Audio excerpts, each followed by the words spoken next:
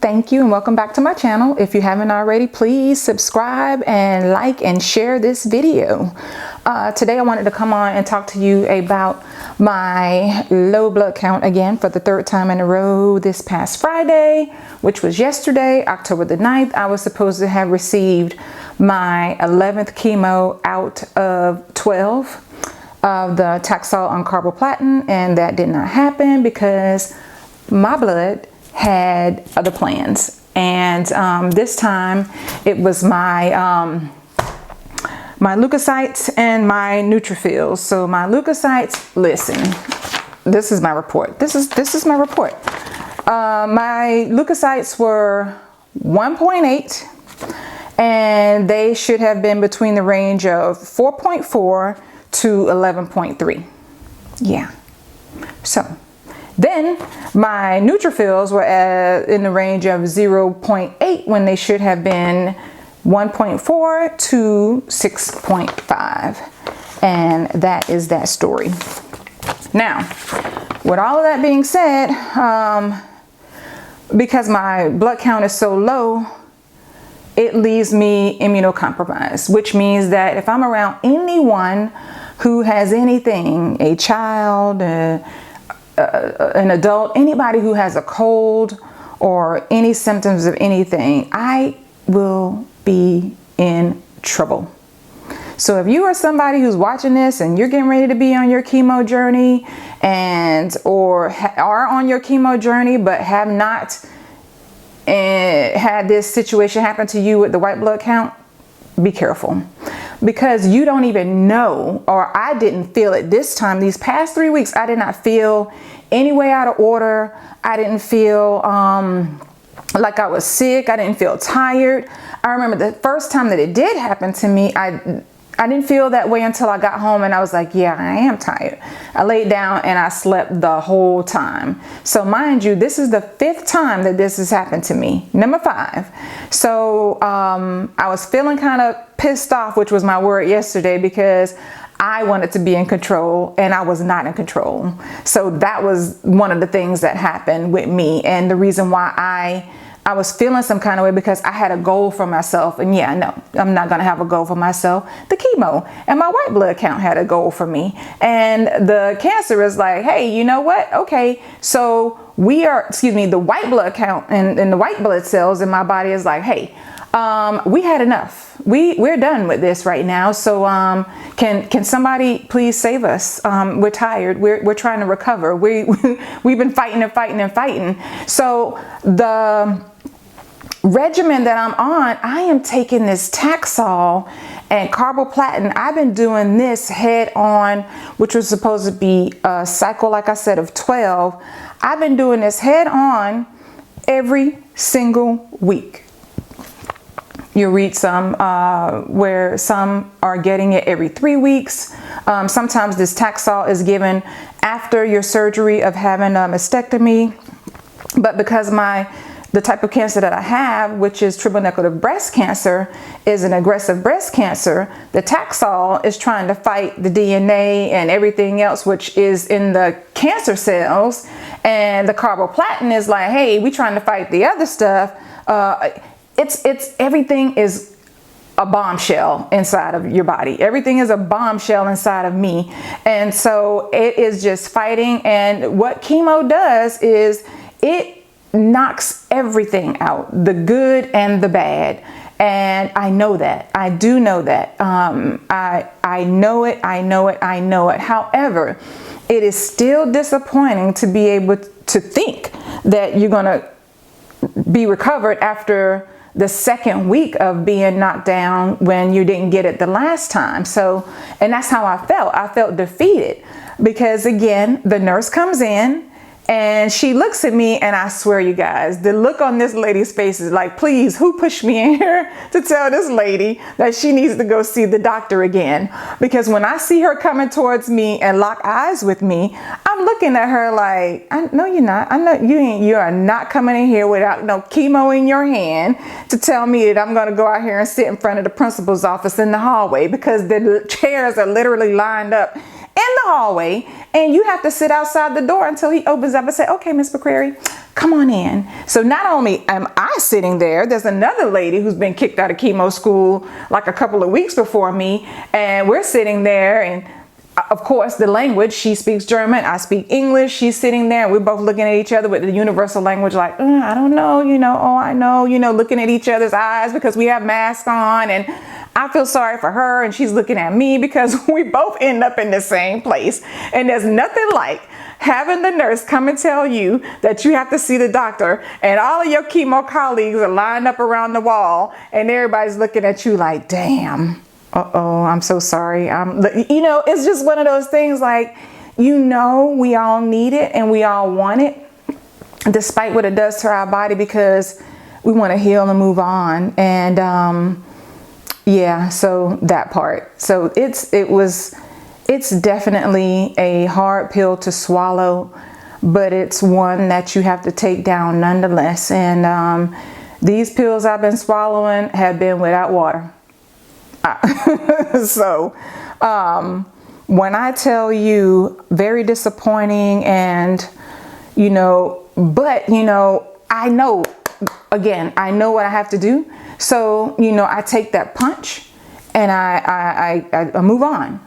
And yesterday when I went to go talk to the doctor, basically last week I was saying that if this had happened again, they would have to go with another plan. And my oncology doctor, he's not there. He's on holiday, and he's been gone the past couple of weeks and not returning until next week.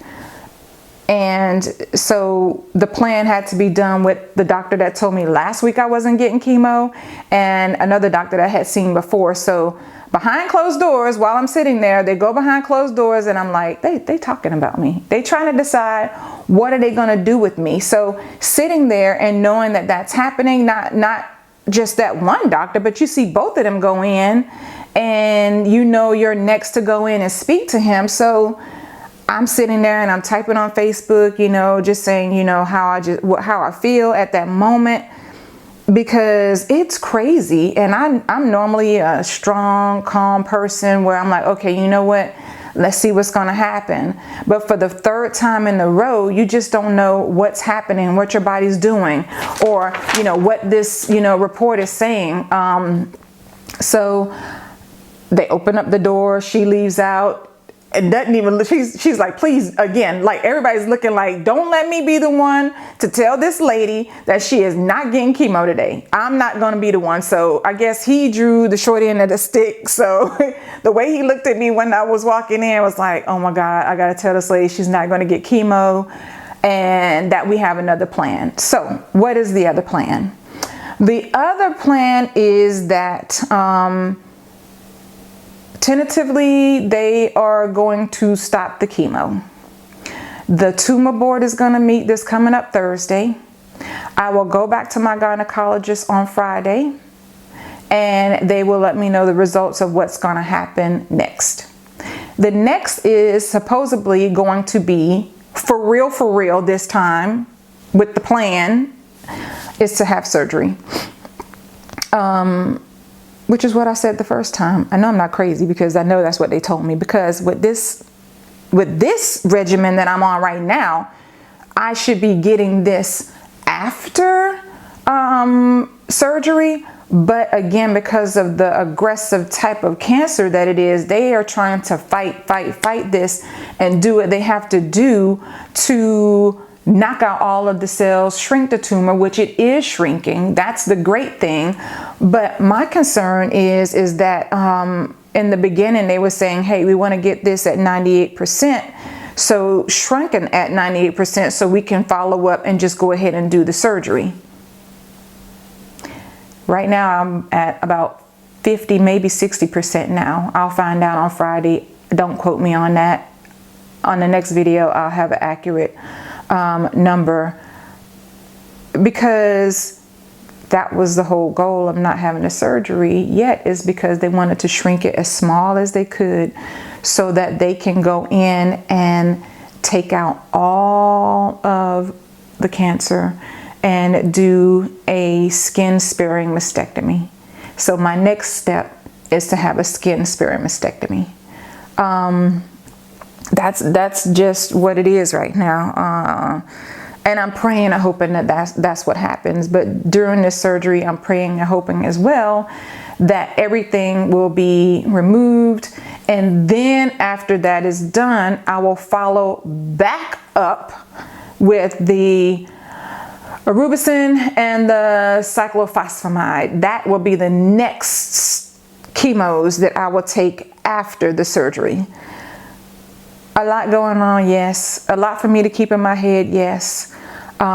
It's a lot. It's a lot. And, you know, then I have to find out, because lost in translation, which I thought that I had already done it because I was given my results of my BRCA testing to find out if I was HER2 positive, HER2 negative, which that's another long story, because then that decides if I have to have a double mastectomy and my ovaries taken out if I am positive. But the math, the numbers, just pause on that one. That's going to be for another video.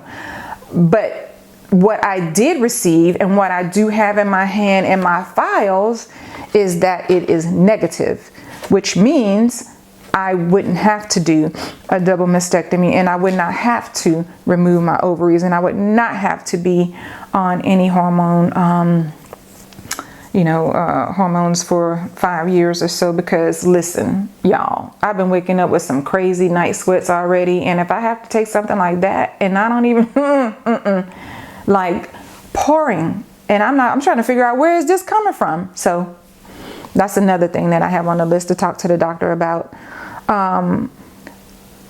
But it's a journey, and it's, you know, it's one nonetheless. And I'm just taking it as it goes. Sometimes I wonder if I'm, in a dream, and I still haven't awakened from that dream, because it's still surreal to me. And every step and every of the day, I'm just, I keep it in the back of my mind, but then I'm wondering, okay, am I suppressing this, or is it just the way I'm handling it? I just have a different way of dealing with things. So I'm gonna figure it out. And, with each and every single one of you, your prayers, your messages, your gifts, your calls, your conversations, thank God for those, because I don't know where I would be at. I'd be in this house just sitting around looking crazy. And right now, to keep me busy, I am at home teleworking, so that keeps me busy, and to get online and to still be active, and doing that, and just doing some of the things that I like to do around the house. I have a coloring book, and I've been coloring, and thank you for the people who have sent me the word search books, because that keeps my mind active as well. I'm making t-shirts and sending those out to people just to say thank you for being the angel and the people that you are being. And I love doing stuff like that, so I'm getting creative with that, and starting my this YouTube channel and getting on this platform, because I found that trying to journal and write all of this down was something for me, yes, but also to get on here and just to talk to everybody else, or anyone else who may be going through this on their journey, about to start this journey, family, friends who know someone that's on this journey, so you can kind of understand what they're going through, and when they're saying specific things and how they're feeling, because everybody's not going to be a Connie. Everybody's not going to be able to sit back and, do it like I do it. Everybody handles things differently. So with that, I say just be gentle with those loved ones or your friends or whoever it is that may be going through this, because I found my emotions have been, this past week, Wednesday and Thursday, have been all over the place, and I'm just crying. I'm like, what is wrong with me? I'm like sniffling and boo crying, and I'm like, but no, it had to come out, I guess, because I think about it.